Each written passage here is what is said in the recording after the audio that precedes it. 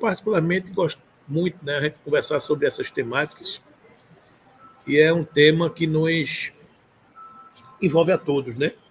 Não tem ninguém que não faça parte de uma família, e é um pouco que a gente vai analisar aqui nesse roteiro. Qual é o roteiro? É o roteiro 4 do módulo 4 do livro 4. É tudo 4. Livro 4, módulo 4, roteiro 4. Analisar os conceitos espíritas e não espíritas de família. Explicar as implicações dos laços consanguíneos e espirituais na organização familiar, né? Então, a gente vai ampliar um pouco esse olhar e, mais uma vez, a doutrina espírita nos traz a base conceitual e filosófica. Menino, estou com frio, é todo mundo botando casaco aí, tá, o negócio está sério.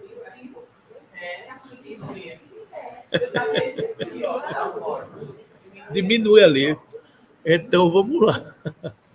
Então, a gente vai, mais uma vez, trazendo os conceitos espíritas nessa ampliação do nosso olhar, ampliação da nossa percepção para a gente estudar esses conceitos de família, né? Então, no sentido específico, restrito, menor, a família é a organização social constituída por pessoas que possuem laços consanguíneos. Menor no sentido do que de uma visão mais circunscrita, né? Então, numa visão restrita, família é aquele agrupamento de pessoas que são do mesmo sangue, que são do mesmo núcleo familiar, geográfica e a sua parentela física, digamos assim, né?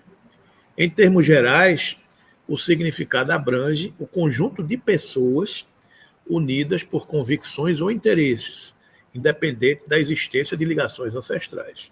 Ou seja, você já vai ampliando muito, amplia muito mais esse conceito. Ligações unidas, convicções e interesses. Aí você já forma a família daqui, a família espírita, a família católica, a família de grupos, aí são mais interesses ou convicções, né? Então já cria um laço, um vínculo de pessoas que afinizam-se com determinadas questões, né? A família tem suas próprias leis, que consubstanciam as regras do bem comportamento, dentro do impositivo do respeito ético, recíproco entre os seus membros, favorável à perfeita harmonia que deve vigir sobre o mesmo teto em que se agasalham os que consorciam-se, né? Então, normalmente, dentro daquele núcleo familiar, existem regras, modelos, leis que a gente segue, né? Para poder se estabelecer a harmonia, obedecer a um pai, obedecer a uma mãe. Aí, nesse sentido, é que a gente começa a ver que a dissolução da família, dessa estrutura familiar, é que muitas vezes bota a perder a oportunidade de criação e de sedimentação de valores, né? Então, quando você tem uma família tradicional no modelo pai, mãe, filhos, leis, regras, morais, costumes, você consegue estabelecer mecanismos de educação que, digamos assim, que influenciam no crescimento daqueles jovens que um dia serão os cidadãos do amanhã, né? Então, esta base da sociedade, esse elo inicial da sociedade, é que muitas vezes a gente vê que quando isso rui, a base de uma sociedade está em risco, né? Porque você passa a entender que a figura paterna, a figura materna, é fundamental para a consolidação da educação doméstica, né? Porque muitas vezes a gente vê hoje uma sociedade terceirizando responsabilidades que são do lar, né? A gente conversava aqui, uma professora de sala de aula está aqui, onde muitas vezes a professora de sala de aula, que em tese é responsável pela educação e formação acadêmica do ser, acaba assumindo um papel da educação doméstica, porque a educação doméstica falha naquele aspecto e o aluno sai de casa, o aluno, enquanto filho, sai de casa carente, digamos assim, desses valores e desse sentimento que ele passa por esse processo para poder se educar, digamos assim, né?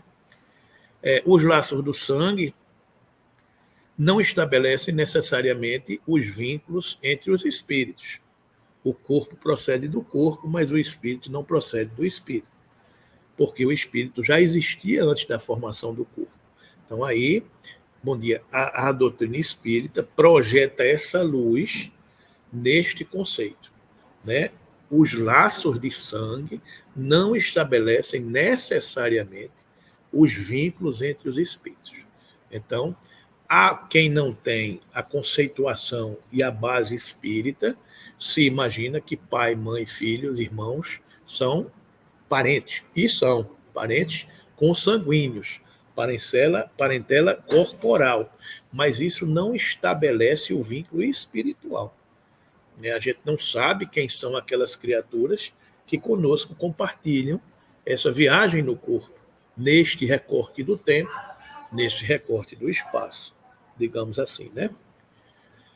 Quando a doutrina espírita nos projeta essa luz, ele diz, olha, o corpo procede do corpo.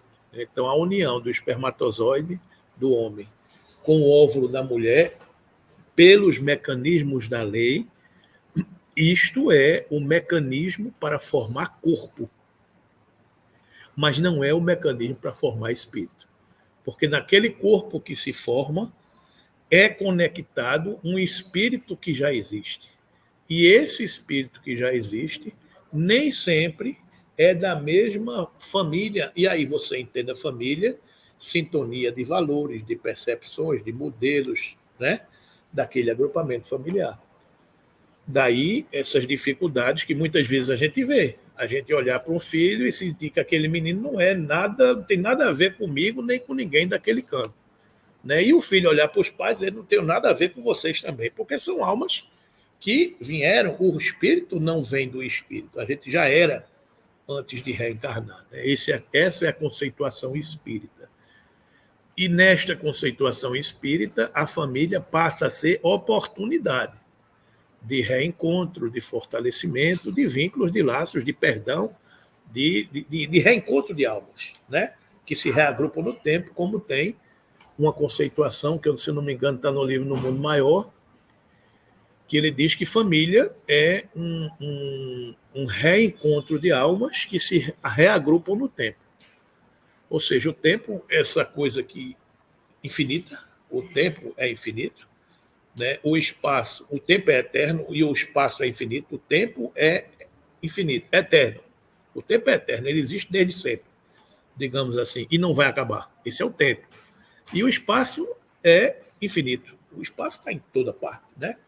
Família, a nossa família, é um espaço do recorte de tempo que a gente está vivendo, 1990, como as mais jovens, digamos assim, 1960, com os mais experientes, digamos assim. Nesse marco, a gente retornou. E nesse local, a gente se reencontrou. Então, neste local e neste tempo, um grupo de almas se reencontram, porque são viajores do tempo e do espaço. A gente já viveu em outras épocas e em outros locais, mas aqui agora a gente se reagrupou e formou um núcleo familiar. E isso é família, de almas que se reencontram vestindo a roupagem de uma parentela corporal, da família Silva, da família Santos, da família Pedrosa, Mendonça, sei lá. São os grupos familiares consanguíneos que reagrupam estes espíritos que têm compromissos mútuos. Essa é a conceituação espírita. Para a gente compreender melhor isso, não é isso? Em qualquer situação, a constituição da família traz a noção da existência de algo comum entre os elementos que a constituem. De todas as associações existentes na Terra, excetuando naturalmente a humanidade, nenhuma talvez seja mais importante em sua função educadora e regenerativa. É aquela parte que a gente estava verificando. Né? Então, a família é de uma grande função nobre para a sociedade, educadora e regenerativa. Por quê? Porque encaminha almas. Né? Então, daí a responsabilidade, a missão dos pais de estar conduzindo e encaminhando essas almas, né? Emmanuel também acrescenta, neste livro Vida e Sexo, o seguinte: arraigada nas vidas passadas de todos aqueles que a compõem, a família terrestre é formada, assim, de agentes diversos, porquanto nela se reencontram, olha aí a expressão, né? Se reencontram, comumente, afetos e desafetos, amigos e inimigos, para os ajustes e reajustes, indispensáveis ante a lei dos destinos. Apesar disso, importa reconhecer que o clã familiar evolve incessantemente para mais amplos conceitos de vivência coletiva, sob os ditames do aperfeiçoamento geral. Conquanto se erija sempre em educandário valioso da alma. Temos, dessa forma, no Instituto Doméstico, uma organização de origem divina, em cujo seio encontramos os instrumentos necessários ao nosso próprio aprimoramento para a edificação do mundo melhor. Então, no núcleo familiar, que é de origem divina, a gente encontra elementos para o progresso de todos. Uns respeitando, outros sendo respeitados, uns ensinando, outros sendo ensinados, uns tolerando, outros sendo tolerados, uns perdoando, outros sendo perdoados, e todos se amando.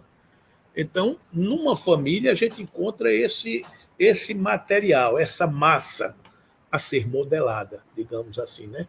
Então, em cada membro de uma família, a gente tem um diamante a ser lapidado, a começar por nós, né? E deste contato surgem as pedras preciosas, né? Não existe uma pedra, um cheixo, né? A gente pega um cheixo que a gente conhece, ou seixo, sei lá, aquela pedra mais lapidada, arredondada, lisinha, né?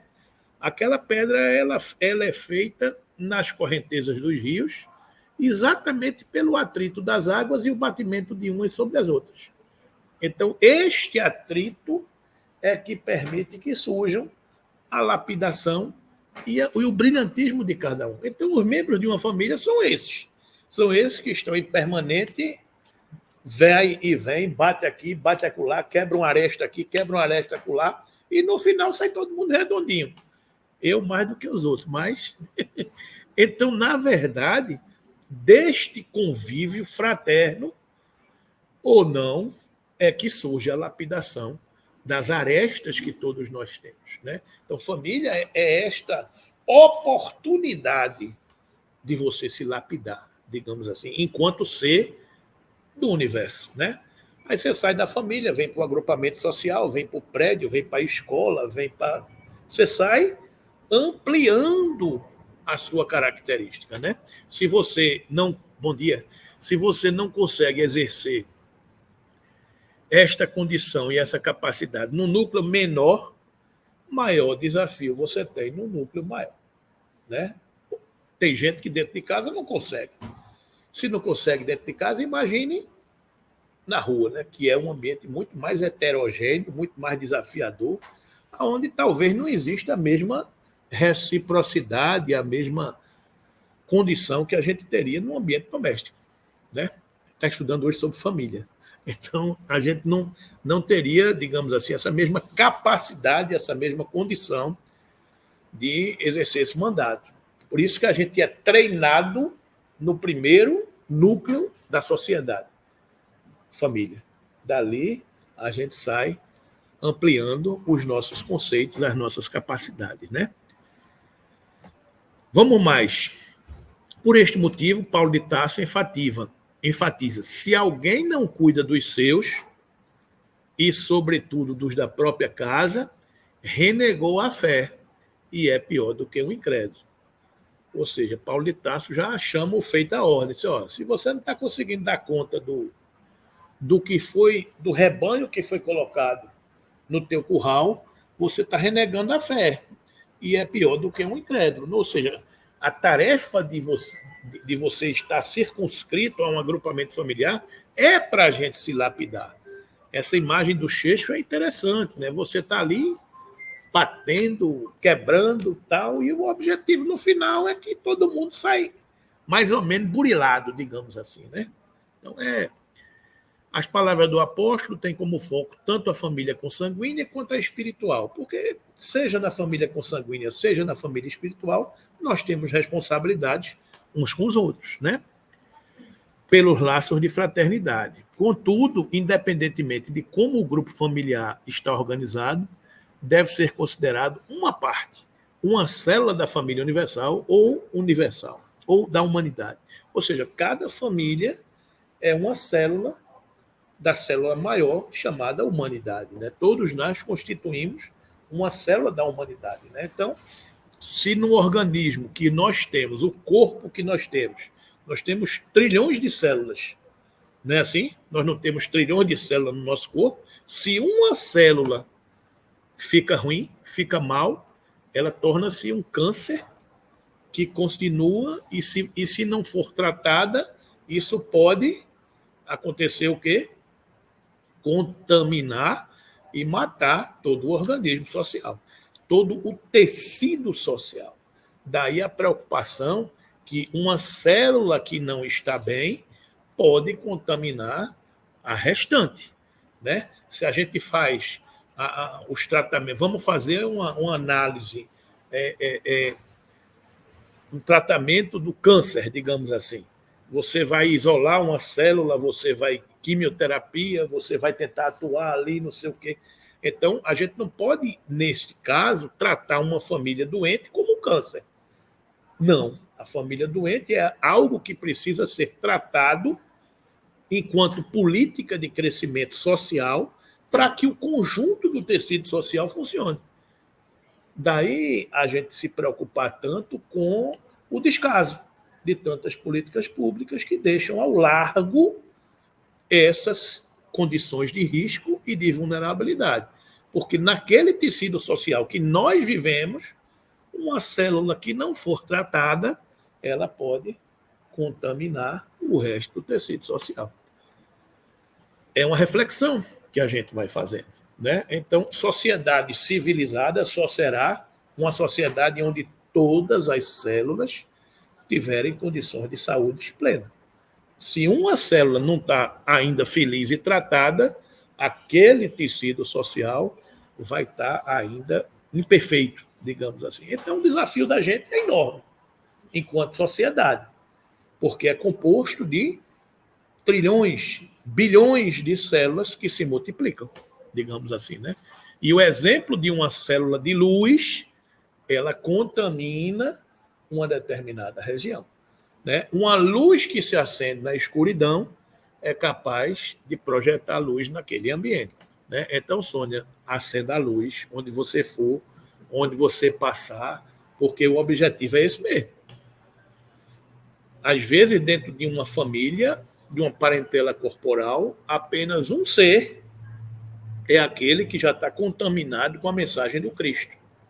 E este ser é responsável pela divulgação, pela disseminação da Boa Nova. Então, este ser é que é capaz de oxigenar aquele ambiente tantas vezes poluído, né?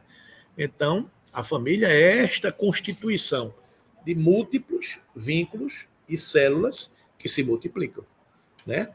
Com esta conceituação, os deveres e cuidados destinados à família consanguínea são tão importantes quanto os vinculados à família universal, mantida à custa da união social, como lembra Paulo de Tarso, porque nenhum de nós vive para si. A gente não é isolado, ninguém é uma ilha. A gente está sempre em conexão com a sociedade que a gente vive, né? Então, a minha dor dói no outro, eu me importo com o outro, eu me importo com meu filho, com meu vizinho. Infelizmente, a sociedade de hoje está todo mundo em si mesmado com esses equipamentos eletrônicos, né? E aí você passa a não conviver, né? Antigamente, a gente vivia a indústria do entretenimento. Antigamente, quando não se tinha televisão, eu me lembro das histórias que minha mãe contava, que criada numa fazenda, que a brincadeira deles era esperar era brincar no terreiro. O terreiro era o terreno perto da fazenda. Os filhos brincavam no terreno, os pais ficavam no terraço e a luz de candeeiro, esperando aquele momento ali para dar 8 horas da noite para ir dormir. E que acordava com o galo cantando, porque a vida do pecuarista, do agricultor, é dormir cedo e acordar mais cedo ainda. Então é assim, porque está muito vinculado às estações climáticas, né? E anoiteceu, vai dormir, amanheceu, acorda. Então é muito esse relógio biológico, digamos assim. Se a gente evolui um pouco para a evolução da sociedade, né? Quando chega um rádio, a família já se reunia em torno do rádio para ouvir o Repórter Esso. Isso é minha mãe contando. Então, ouvir o Repórter Esso era um momento da família se juntar para nos anos 40, nos anos 50, com rádio a bateria, alimentada por um catavento, para você ouvir uma notícia do Repórter Esso. Então, ali, durante 30 minutos, 40 minutos, você ouvia notícias do mundo.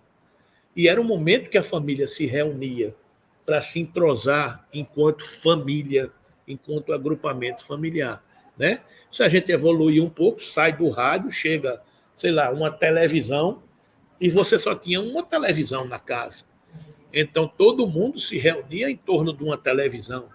O almoço, o café, a janta, a ceia, era numa mesa onde estava o pai, onde estava a mãe, onde estavam os filhos, onde havia respeito, havia renúncia, onde a galinha era servida e os pais comiam a coxa e o peito, e os filhos comiam a asa e o pescoço. Né? Então, essa era a simbologia e o respeito de uma família que nós vivenciamos um dia desse.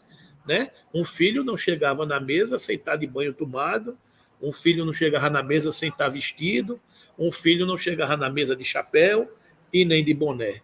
Né? Então, existia um respeito nessa sociedade, nessa família que a gente vivia. Né?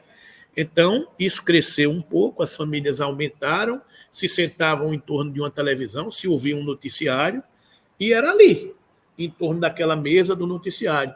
Com o progresso da humanidade, cada filho ganhou uma televisão para botar no quarto.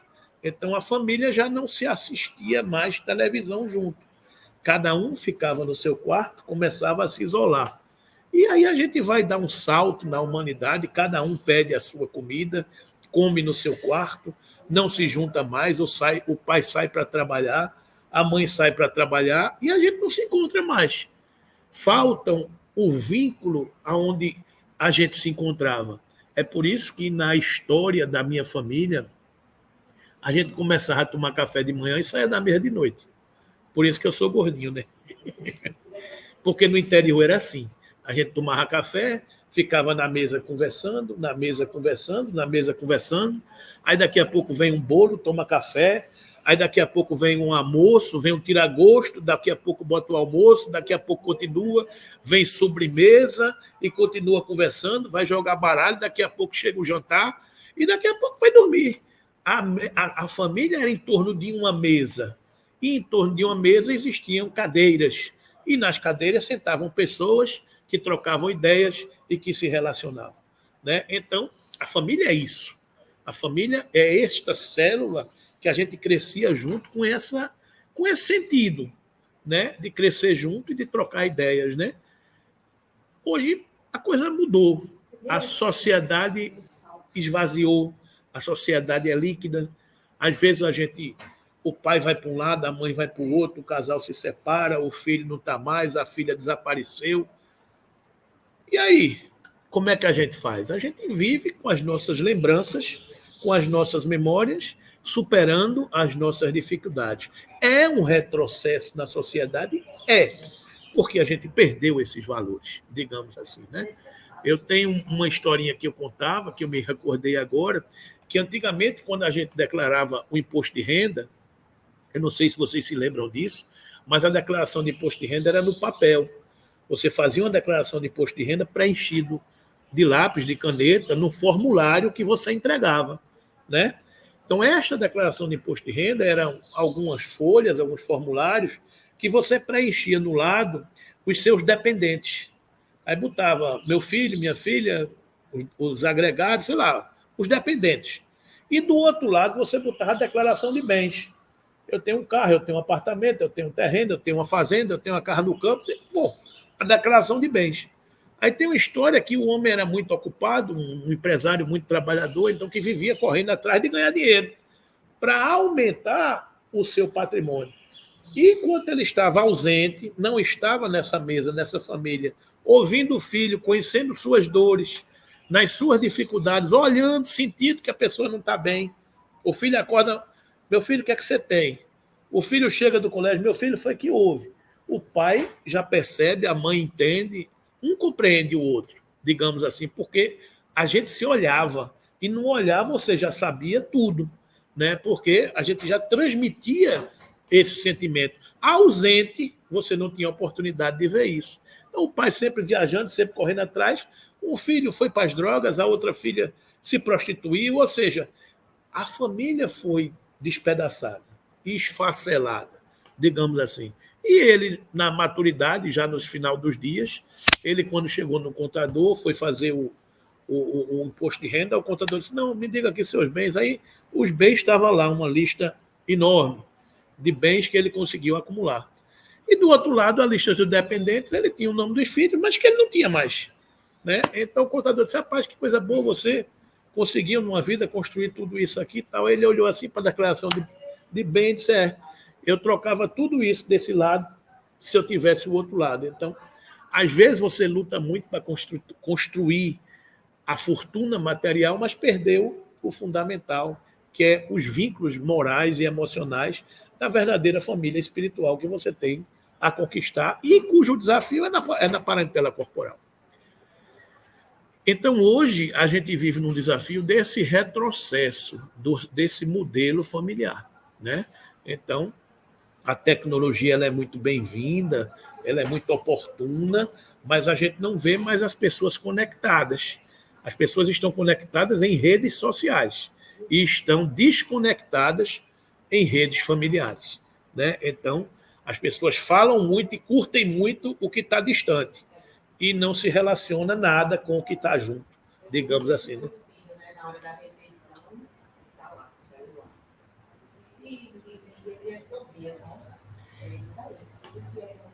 Né? E não tem mais atração, sabe, Cida? A gente não consegue mais, porque hoje em dia a sociedade busca atenção. O que a sociedade hoje quer é atenção. Se você for, digamos assim, fazer qualquer programa de marketing, de consultoria, qualquer empresa vai dizer que você precisa de atenção. Porque a atenção é conseguir conquistar no mundo chamado rede social a atenção de alguém. Então, se você conseguir pegar alguém e daquela atenção você fisgou, aí ele vai reter você. Ou seja, pode pegar todos os vídeos de YouTube, de Instagram, de não sei o que, são chamadas alarmistas. Porque naquela chamada alarmista você pegou a atenção. Você não está naquele mundo, naquele oceano. Você para olhar. Assim, opa, que mensagem é essa? Na hora que ele pegou você por aquela mensagem, ele pegou a sua atenção. Aí o objetivo dele vai ser reter. Como é que você pega a atenção do seu filho hoje? Porque a concorrência é muito grande. Né? Como é que você pega a atenção de um filho hoje? Eu comecei falando, historiando 180 anos atrás. 80 anos atrás, você não sabia o que estava acontecendo a 15 quilômetros da sua casa. Porque você ficava isolado geograficamente. Hoje em dia, você sabe o que está acontecendo no outro lado do mundo, ao vivo. Ao vivo. O cara está filmando uma guerra, matando o outro lá no outro lado. E você está vendo ao vivo, dando ideia a um bocado de gente. Né? Antigamente, a gente vivia com todas as dificuldades.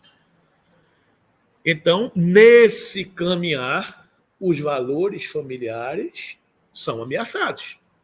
São ameaçados por tudo isso que a gente tem. Por isso que a tarefa dos pais é fazer os filhos prestarem atenção nos tesouros que as traças não roem, que os ladrões não roubam, que o ferrugem não consome. Né? O que é definitivo? É a tua alma, é o teu espírito. Né? Conseguir isso é tarefa grande, mas é o que a gente tem que fazer, digamos assim. É o que a gente tem que fazer. Que é individual e coletivo ao mesmo tempo. Sim. É muito sim. individual. Sim. É muito individual. Mas é do individual que sai o coletivo. É o mecanismo. Né? Então, neste contexto, os laços sociais são necessários ao progresso e os de família tornam mais apertados os laços sociais. Os de família tornam mais apertados os laços sociais. Eis porque os laços de família são uma lei da natureza. Quis Deus dessa forma que os homens aprendessem a amar-se como os irmãos. Então, é o primeiro grupo familiar que a gente é convidado a participar. Né? Queiramos ou não, é na lei que nossa existência pertença às existências que nos rodeiam. Vivemos para os nossos familiares, nossos amigos, nossos ideais. Ainda mesmo o usurário exclusivista, que se julga sem ninguém, está vivendo para o ouro ou para as utilidades que restituirá a outras vidas superiores ou inferiores para as quais a morte lhe arrebatará o tesouro. Né? Então, a gente vive para a nossa família, a gente vive para os nossos amigos, para os nossos ideais. Só tem sentido se for desse jeito. Né? Ninguém vive para si, a gente vive para uma coletividade. Né? Coletividade, tem o diretor de uma escola, que é a questão da educação. Né? A escola foi assaltada pelo pessoal da comunidade, aí ele colocou uma faixa bem grande na frente. Você está tirando de si mesmo. Nós somos os culpados. É. Aí, como você falou, que a responsabilidade do pai é muito... Você vê, a justiça americana, todo o processo é contra o Estado. Ninguém comete crime contra A, B ou C. O crime é contra a sociedade. Porque aquela pessoa é membro da sociedade. Então, quando você comete um crime contra aquela pessoa, você está cometendo um crime contra o tecido social. Então, é um conceito mais amplo da questão, né? A gente falou, a gente deu uma volta no passado, deu uma saudade, né? Vamos embora para Passárgada, né? Porque lá eu sou amigo do rei, né? Então, às vezes, dá saudade de tudo isso, né? Dá muito saudade. Né? Não sei, mas não é essa, digamos assim, é essa memória viva, porque quando a gente toca o coração, quando a saudade toca o coração, já ficou eterno, digamos assim. Né? Então, você tocou no coração, já eternizou dentro de você. Né? Então, aquela imagem está cristalizada, digamos assim. Né? Então, isso ninguém tira da gente. Ninguém tira de você, digamos assim. Né? Então, a gente sofre quando perde isso, sofre muito. Porque perde o almoço do domingo, a família reunida, o primo, a avó, o tio, a brincadeira, a confiança, né, que você passa uma vida sem ver e encontra, às vezes, um primo, um vínculo, parece que você estava junto o tempo todo, digamos assim. Quando você constrói esses vínculos e esses laços, né? Porque também tem o outro lado, né? Tem o lado do ódio, da vingança, do que se afasta, que é não ter entendido a oportunidade de se reencontrar no tempo, né? Pois bem, ensina a doutrina espírita que há dois tipos de parentela. As famílias pelos laços espirituais e as famílias pelos laços corpóreos. Aí é conceituação espírita. Laços espirituais, laços corpóreos. As primeiras, as espirituais, permanecem unidas para sempre, nos planos físicos e espiritual. As segundas podem se desvincular, ainda mesmo durante o período de uma encarnação. Eu nasci encarnado numa família, eu posso me desvincular, me separei. Tem quantas famílias a gente não conhece que é assim, né? Que o irmão não vê o outro, não fala com a mãe, não fala com o pai. E é triste, mas é verdade.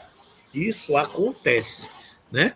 Quantas vezes a gente reencarna para casar com fulano, para casar com Beltrana, e no caminhar alguma coisa acontece na caminhada e se separa, digamos assim. E torna-se, às vezes, um relacionamento difícil, complexo, o que antes era prazeroso, hoje torna-se uma coisa complicadíssima.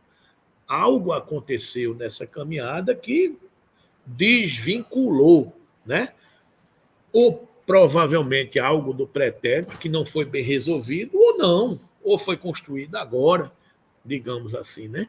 Então, o cristão é aquele que consegue transcender a esse conceito da parentela corporal e entender o contexto da oportunidade espiritual de reatar laços com o desafeto, digamos assim, né? Então, você me feriu é a história do sábio que vai andando no meio da rua, um bate no outro. Um que caiu, o outro bateu e ficou em pé, um levanta para brigar, e o sábio faz, meu irmão, se foi eu que bati em você, me perdoe. Se foi você que bateu em mim, eu lhe perdoo. Ou seja, a condição do cristão é aquela de eu não quero a desavença, porque eu já quis até ontem, hoje eu quero paz. Então você quer brigar, você brigue só. Você fique com a sua raiva sozinho. Eu não quero. Eu quero harmonia, eu quero paz, eu quero tranquilidade, eu quero luz, eu quero saúde. Eu não quero essa desarmonia. Tem gente que amanhece o dia querendo brigar. Chega para você e despeja. Não, tá certo. Tem razão. Se você tiver num dia bom e harmônico, você vai dizer, tá bom, você tem razão.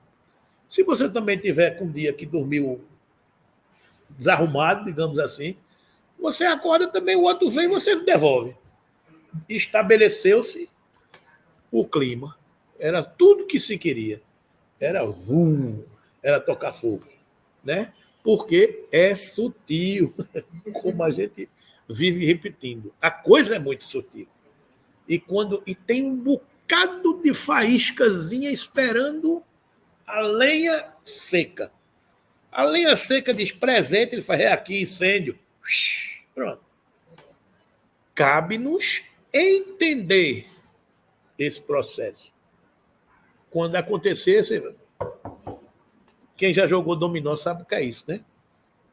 Quando vem a faísca, você toquei, amigo, pode passar em frente. Comigo, não. Ou seja, você não entra na corda, você não entra na pista. Vá procurar outra, amigo. Aqui não. De quem é a responsabilidade de entrar na guerra ou viver na paz? É nosso. É nosso. Não, e às vezes o coitado não é nem ele. Às vezes não é nem ele, é só o instrumento. Às vezes ele é só o instrumento. Às vezes é só um instrumento. Né? Aí você perceber, você é espírita, você tem que entender que você está mergulhado num oceano cheio de potencialidades. Né? Então a família é um prato cheio para desarrumar. A família de um cristão, de uma família cristã, é uma luz que se acende. Quem é das trevas não tem interesse que a luz fique acesa. Então há inimigos que querem apagar aquela harmonia. Então o ataque vai ter um bocado. Quem vive em harmonia estabeleceu o quê? O antídoto, a vacina. Comigo não pega. Mas sempre vai ter o desavisado, que está ali à disposição, que não percebe. E quando vê, vai... pega fogo. Se você entrar na Viber, foi. Né? E o detalhe é o seguinte, quando a gente dá a tapa e a gente já tem condições de entender que não devia, a gente passa um bocado de tempo ruim. Muito. Porque fica doendo. Porque vai ver, mas rapaz, por que eu fiz um negócio desse? Por que eu disse isso? Por que eu julguei? Por que eu não perdoei? Por que eu não deixei para lá? Você fica sofrendo. E você não sofre só um tempinho, você sofre um bocado de tempo. Isso já é uma obsessão, né? Fica complexo. Não, você se culpa porque você caiu. E você já sabia que não podia cair. Então, esse é que é o processo de sofrimento. E daí a sutileza. Né? Nada foi, digamos assim, mais oportuno e necessário nos tempos atuais do que orai e vigiai para não cairdes em tentação. Orai e vigiai para não cairdes em tentação. Porque, meus irmãos, se o mundo antes estava, digamos assim, vocês já viram uma piscina que estava suja, mas a sujeira estava no fundo? A sujeira estava decantada. Aquela sujeira é mais pesada do que a água. O que é que acontece com ela? Decanta. Fica no fundo da piscina. Não é isso? Quando a pessoa que vai limpar a piscina joga o produto faz com que os metais mais pesados se agrupem e ele desce, ele decanta para o fundo da piscina.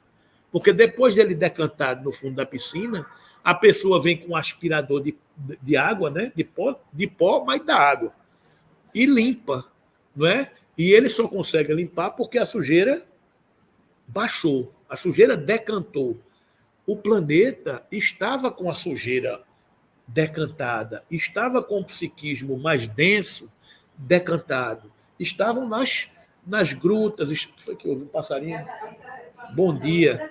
Estava com a sujeira mais densa, com os metais mais densos, com o psiquismo mais denso, nas furnas, nas cavernas, mergulhados.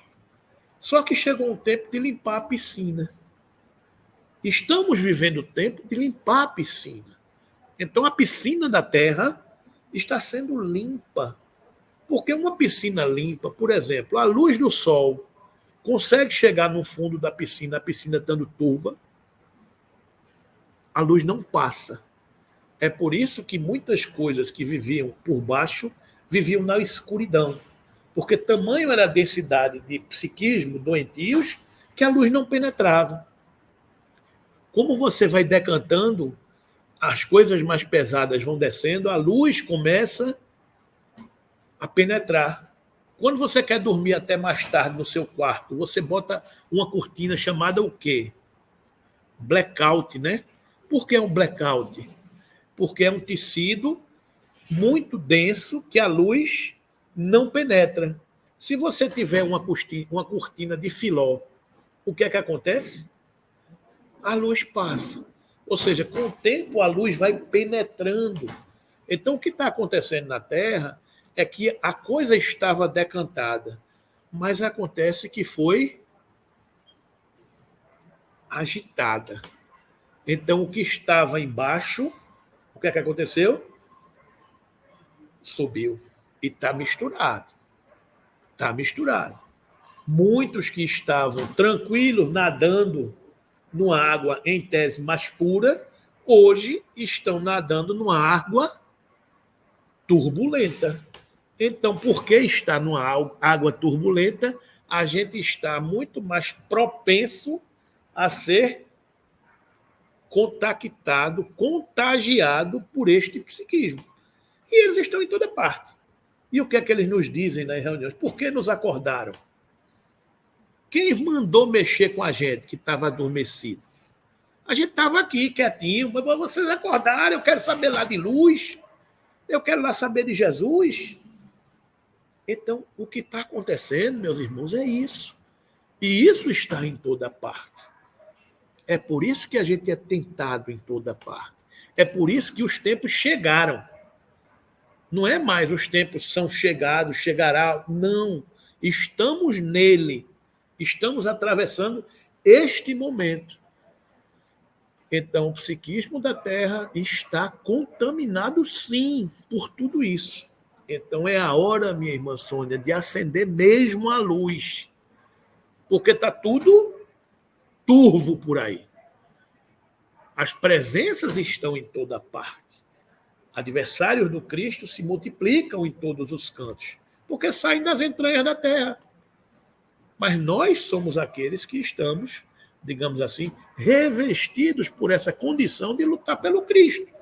Porque muito tempo nós já fomos do lado oculto da força.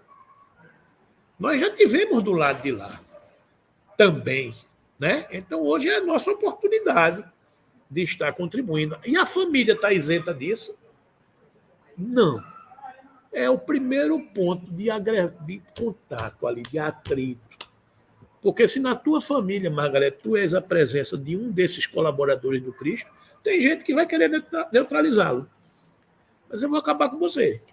Porque você está auxiliando a criar uma luz aqui.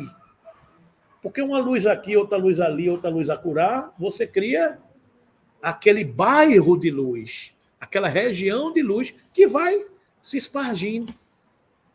Ainda ontem, na reunião, a gente ouvia um depoimento do Espírito. Eles estão muito angustiados e preocupados e atônitos, porque a luz está penetrando. Porque o trabalho do amor e dos soldados do Cristo está surtindo efeito. Então, eles estão aí em turbulência. Depressão, suicídio, angústia. E por se aumentarem as iniquidades, o amor de muitos esfriará. É o momento que a gente está vivendo. Tem dia que muitos de nós vão acordar combalido, sem vontade de sair de casa, triste, derrubado. Vai acontecer. Nessa hora, a gente tem que lembrar do momento que a gente está atravessando, para a gente entender o contexto, né? Levantar, sacudir a poeira e dar a volta por cima. Seguir adiante, né? Então, a gente tem que compreender o momento que a gente está vivendo. E a família está no meio de tudo isso, né? Então, os laços de sangue não estabelecem necessariamente os vínculos entre os espíritos. O corpo procede do corpo, mas o espírito não procede do espírito, porque o espírito já existia antes da formação do corpo. Os espíritos que encarnam numa mesma família, sobretudo como parentes próximos, são, na maioria das vezes, espíritos simpáticos, ligados por relações anteriores, que se traduzem por uma afeição recíproca na vida terrena. Mas também pode acontecer o contrário, que sejam estranhos uns aos outros, divididos por antipatias igualmente anteriores, que se expressam na Terra por um mútuo antagonismo, a fim de lhe servir de provação. Os verdadeiros laços de família não são, pois, os da consanguinidade, e sim os da simpatia, o da comunhão de pensamentos que prendem os espíritos antes, durante e depois de suas encarnações. Consequentemente, dois seres nascidos de pais diferentes podem ser mais irmãos pelo espírito do que se o fosse pelo sangue. A gente, às vezes, na vida, encontra amigos que, puxa vida, você parece ser muito mais amigo e fraterno e irmão do que o irmão que eu tenho de sangue, né? Porque são almas que se afinizam, né? E a gente tem irmãos que não tem nada a ver comigo. E ele também acha que eu também não tenho nada a ver com ele. Então é aquela história, né? São almas que não são, apenas estão ali, mas não são parentes espirituais. Mas tem famílias que têm tarefas, que o agrupamento familiar é muito unido, porque tem uma tarefa familiar. A tarefa é familiar, digamos assim, né? Bom dia.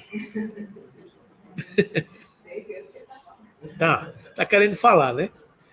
A família pelos laços consanguíneos é considerada, segundo os preceitos socioculturais, de unidade básica da sociedade, governada por uma série de valores nem sempre adequadamente conhecidos e vivenciados pelos seus membros, ou por aqueles que desejam constituir um grupamento dessa natureza, né?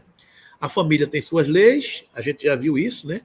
Que se substanciam as regras do bom comportamento dentro do impositivo do respeito ético recíproco entre seus membros, favorável à perfeita harmonia que deve vigir sob o mesmo teto em que se agasalham os que se consociam. O lar, aquilo que a gente falava no começo, né? O lar, no entanto, não pode ser configurado como uma edificação material, capaz de oferecer segurança e paz aos que aí se resguardam. Não são paredes, não é argamassa, não é tijolo. A casa, sim, é a argamassa, os tijolos, a cobertura, os alicerces e os móveis. Enquanto o lar são a renúncia, a dedicação, o silêncio, o zelo, que se permitem àqueles que se vinculam pela eleição afetiva ou através do impositivo consanguíneo decorrente da união. Daí aquela mensagem de Divaldo Franco, acho que, se eu não me engano, é de Amélia Rodrigues, que ele diz que não importa que o lar seja na favela, na tapera, uma casa no linho, uma casa no caminho, seja onde for, o importante é que dentro dele exista a presença do amor, né? Então, é isso que a gente está falando aqui. A gente está falando da presença do amor, não está preocupado com as paredes, que às vezes a gente fica triste porque perde a casa, Eu devo ficar triste se eu perdi o lar. Mesmo que eu mantenha a casa, se eu não estiver lá, eu nada tenho, né? E mesmo que eu tenha perdido a casa, se eu mantiver o lar, eu tenho tudo, né? Então, a gente tem que prestar atenção nisso, né? Para saber onde está o nosso tesouro, né? Quando a família periclita, ou está por esta ou aquela razão, sem dúvida, a sociedade está a um passo do malogro. É aquilo que a gente estava falando. Quando a família cai, a sociedade perde. A sociedade está em risco porque é uma célula da sociedade que está contaminada, né? Nestas condições, a família é mais do que o resultado genético. São os ideais, os sonhos, os anelos, as lutas e árduas tarefas, os sofrimentos e as aspirações, as tradições morais elevadas que se cimentam nos liames da concepção divina. Então, a família é essa oportunidade de cimentar os liames da concepção divina, né? As bênçãos que Deus nos dá a nos reencontrarmos com tantas almas queridas ou ainda não, mas que a gente precisa caminhar com elas, né? Porque não tem, digamos assim, ninguém conseguirá feliz se deixar para trás um desafeto. A gente não vai conseguir ser feliz plenamente se a gente deixou para trás alguma coisa mal resolvida. Digamos assim, se alguém se feriu comigo, ou se eu ferir alguém, eu não serei plenamente feliz. O apóstolo Paulo, que era o apóstolo Paulo, falava do espinho na carne. A gente não sabe de que natureza era aquele espinho, mas ele se sentia ainda não plenamente feliz, porque tinha ainda um desafeto, digamos assim, né? Ainda que os elementos de um núcleo familiar sejam heterogêneos, em termos da ascendência espiritual, fato que é comum, ainda que exista pouca afinidade entre os seus membros e até mesmo certa aversão ou inimizade, devemos admitir que há uma razão superior que permite a diferentes espíritos renascer juntos numa família. A doutrina espírita projeta luz sempre, em todas as questões, né? Então, ainda que exista pouca afinidade entre seus membros, ainda que até mesmo exista uma certa aversão ou inimizade, a gente não deve esquecer que há uma razão superior para permitir que espíritos renasçam juntos num agrupamento familiar. Há motivo. É aquela história, um de nós dois feriu ou foi ferido, digamos assim, né? Mãe, ao abraçar teu filho com problema, lembra-te que uma de vocês duas feriu. Então, essa é que é a questão. A doutrina espírita nos esclarece, né? A casualidade não se encontra nos laços da parentela. Princípio sutil da lei. Não tem casualidade na parentela. Princípio sutil da lei funciona nas ligações consanguíneas. Impedidos pela causa do passado a reunir-nos no presente, é indispensável pagar com alegria os débitos que nos emanam a alguns corações, a fim de que venhamos a solver nossas dívidas para com a humanidade. Inútil é a fuga dos credores que respiram conosco sob o mesmo teto, porque o tempo nos aguardará implacável, constrangendo-nos à liquidação de todos os compromissos. Sem dúvida, a equipe familiar no mundo nem sempre é um jardim de flores. Por vezes, é um espinheiro de preocupações e de angústias, reclamando-nos sacrifício.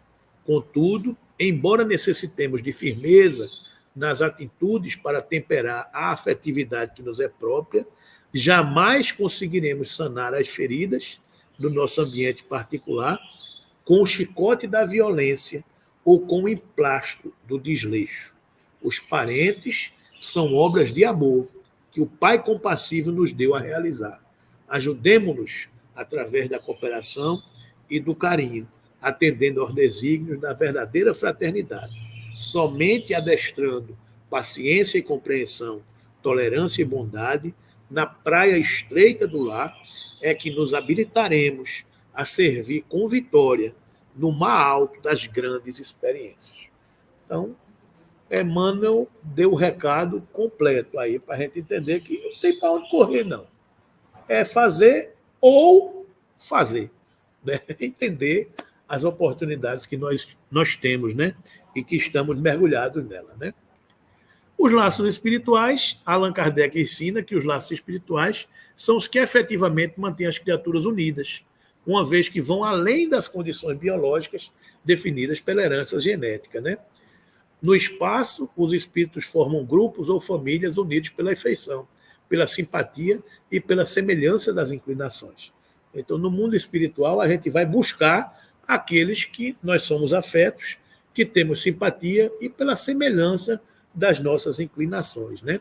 A encarnação apenas os separa momentaneamente, porque ao regressarem à erraticidade, reúnem-se novamente como amigos que voltam de uma viagem, né? Então é aquele amigo que a gente tem saudade, que ficou no mundo espiritual, que a gente tem vontade de encontrá-los e que durante o sono, muitas vezes, a gente acorda, às vezes, com a sensação de bem-estar, de prazer, de alegria, porque a gente se reencontrou com os nossos afetos que estão no mundo espiritual, né?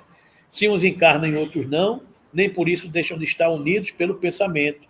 Os que estão livres velam pelos que se acham em cativeiro. Os mais adiantados se esforçam por fazer que os retardatários progridam. Após cada existência, deram mais um passo no caminho da perfeição, né? Muitas vezes, eu pulei aqui, muitas vezes até uns seguem a outros na encarnação, vindo aqui reunir-se numa mesma família ou no mesmo ciclo, a fim de trabalharem juntos pelo seu mútuo adiantamento. Às vezes a gente tem tanta afinidade com a alma que diz, não, você não vai sozinho não, eu vou também. Você vai enfrentar um determinado desafio, uma determinada prova, um determinado constrangimento, eu estarei junto, segurei a sua mão e não largo de jeito nenhum. Tem almas que eu conheço que são assim. A gente vê um parente passando por uma prova dificílima, mas um pai, uma mãe, um irmão, uma avó não larga a mão de jeito nenhum. São almas comprometidas com aquela tarefa. Diz, você escolheu pagar essa conta, mas você não estará só. Eu vou segurar a sua mão e não largo. Pode acontecer o que for e não larga mesmo, não. Tem almas que são comprometidas, são espíritos comprometidos com esse amor e com essa reciprocidade de superar os seus desafios, né? Vamos para frente mais aqui para eu ler a mensagenzinha. Vamos lá aqui. Bezerra Menezes considera com muito bom senso. A nós outros espíritas compete a obrigação de enxergar mais longe, reconhecer mais amplos os deveres que nos prendem à experiência comunitária. O espírita tem que ter essa capacidade de enxergar o entorno, o contexto, olhar mais além. Não somente suportar os conflitos de casa com denodo e serenidade, abraçando os entes queridos com a certeza que os amamos. Livre de nós, se assim o desejam, para serem mais cativos aos desígnios de Deus. Os nossos filhos são do mundo. A gente não tem que amar só porque ele está dentro de casa. Eles são nossos irmãos. Então, que a gente tem que amá-los independentemente, mesmo se eles saírem de perto de nós, livre de nós, né? Não apenas isso. Entender também nos grupos em que nos movimentamos a nossa família maior. Onde a gente estiver, nós somos daquela família, né? Que brilhe a vossa luz. É amar, auxiliar, apoiar construtivamente e servir sempre a todos os que nos compartilhem o trabalho e a esperança. Todo mundo se sente irmão de Dr. Bezerra de Menezes, porque ele se coloca como irmãos de todos nós, né? Então, as almas nobres, as almas superiores, são almas que olham para qualquer um e se colocam como irmãos. Então, nós temos esses vínculos, essa afinidade com essas almas nobres. Então, cabe-nos ser igual a eles. Fazer isso com todas as pessoas, digamos assim, né? A independência existe unicamente na base da interdependência. Eu só sou livre se eu precisar um dos outros, né? Eu tenho essa capacidade de construir esse vínculo com a humanidade toda, né? As leis divinas criaram com tamanha sabedoria os mecanismos da evolução, que todos nós, de algum modo, dependemos uns dos outros. Não se renasce na Terra sem o concurso dos pais ou dos valores genéticos que forneçam. Não se adquire cultura sem professores ou recursos que eles decidam a formar. Não se obtém alimento sem esforço próprio, nem sob o amparo do esforço alheio. a famílias de ordem material e aquelas outras de ordem espiritual. Afirma-nos o Evangelho da doutrina espírita. Família e família. Família do coração, entre algumas paredes, e família maior, do espírito, a espraiar-se em todos os domínios da humanidade. Né? Então, eu vou concluir aqui essa questão de Jesus, né? Falando da questão do conceito da família maior, da família espiritual, quando ele diz: chegaram então a sua mãe e seus irmãos, e ficando do lado de fora, mandaram chamá-lo. Havia uma multidão sentada em torno dele, e disseram: eis aqui tua mãe, teus irmãos e tuas irmãs, estão lá fora e te procuram. E ele perguntou: quem é minha mãe, quem são meus irmãos? E repassando com o olhar que estavam sentados ao seu redor, disse: eis a minha mãe e os meus irmãos. Quem fizer a vontade de Deus, esse é meu irmão, irmã e mãe. Ou seja, não é que Jesus negou a sua parentela corporal, é que ele ensinou falando do sentido da família universal. Ou seja, quem sintonizar com o meu pensamento, esse é meu irmão, minha irmã e minha mãe. Né? Ele amplia o conceito de família universal. Né? Vou concluir lendo aqui a mensagem de Pão Nosso, 117, quando ele diz o seguinte: em família, aprendam primeiro a exercer piedade para com a sua própria família e a recompensar seus pais, porque isso é bom e agradável diante de Deus, dizia Paulo na primeira carta a Timóteo. A luta em família é problema fundamental da redenção do homem na Terra. Como seremos benfeitores de 100 ou 1000 pessoas se ainda não aprendemos a servir 5 ou 10 criaturas? Esta é a indagação lógica que se estende a todos os discípulos sinceros do cristianismo. Se eu não fizer a luz no meu lar, como é que eu vou aceitar uma tarefa de fazer a luz em tarefas maiores, né? Bom pregador e mau servidor são 2 títulos que não se coadunam. Eu não posso dizer um bocado de coisa e fazer coisas completamente diferentes, né? O apóstolo aconselha o exercício da piedade no centro das atividades domésticas. Entretanto, não alude à piedade que chora, sem coragem, ante os enigmas aflitivos, mas aquela que conhece as zonas nevrálgicas da casa e se esforça por eliminá-las, aguardando a decisão divina de seu tempo. Conhecemos numerosos irmãos que se sentem sozinhos espiritualmente, entre os que se lhe agregam ao círculo pessoal, através dos laços consanguíneos, entregando-se por isso a lamentável desânimo. Isso é comum, a gente enxergar as pessoas que se sentem isoladas na sua família e ficam desanimadas por isso, né? É imprescindível, contudo, examinar a transitoriedade das ligações corpóreas, ponderando que não existem uniões casuais no lar terreno. Preponderam aí, por enquanto, as provas salvadoras ou regenerativas. Ninguém despreze, portanto, esse campo sagrado de serviço, por mais se sinta acabrunhado na incompreensão. Constituiria falta grave esquecer-lhe as infinitas possibilidades de trabalho iluminativo.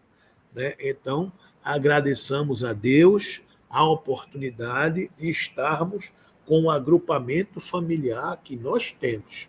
É o que a gente costuma dizer, é a academia do espírito. Né? Estamos treinando o nosso espírito para desafios maiores e para vencer as nossas imperfeições.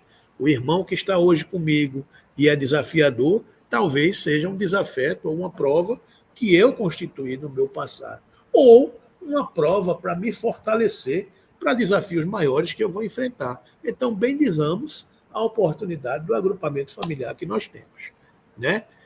É impossível auxiliar o mundo quando ainda não conseguimos ser úteis nem mesmo a uma pequena casa. Aquela em que a vontade do Pai nos situou a título precário.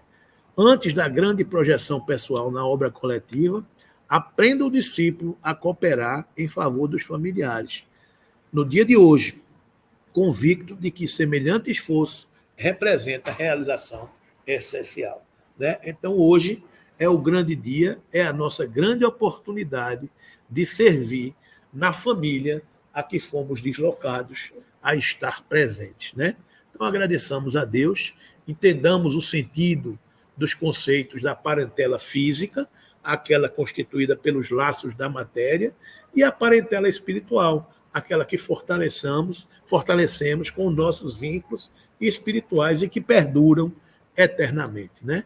Começamos com os núcleos familiares físicos e vamos ampliando a sermos todos irmãos. Então, é nesse sentido que a gente diz a expressão de que todos nós somos irmãos. Por que todos nós somos irmãos? Porque somos todos filhos de Deus. E, enquanto filhos de Deus, somos todos irmãos, compondo uma só família, a família universal. Então, não interessa se hoje torcemos pelo Náutico, pelo Santa Cruz, pela família A, pela família B, pela Igreja Católica, por Espiritismo, por não sei o quê. Nada disso é definitivo. Tudo isso é transitório.